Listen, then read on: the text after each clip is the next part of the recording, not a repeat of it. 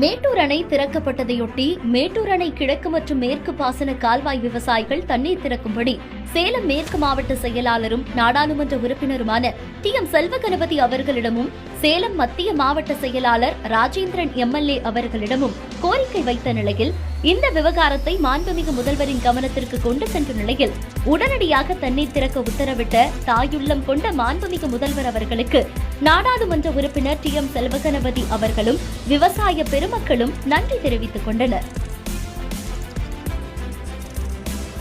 கர்நாடக அரசு தமிழகத்திற்கு காவிரியிலே தண்ணீர் தரவில்லை என்று சொன்னாலும் இயற்கையின் காரணமாக இன்றைக்கு மேட்டூர் அணை 120 அடி கொள்ளளவை தாண்டி நிரம்பு வழங்கி கொண்டிருக்கிற சூழ்நிலையில் மேட்டூர் அணை கிழக்கு மற்றும் மேற்கு கால்வாய் பாசன விவசாயிகள் நேற்றைய தினம் என்னிடத்திலும் இன்றைக்கு சட்டமன்ற உறுப்பினர் மாண்புமிகு திரு ராஜேந்திரன் அவர்களிடத்திலும் கோரிக்கை வைத்தனர்.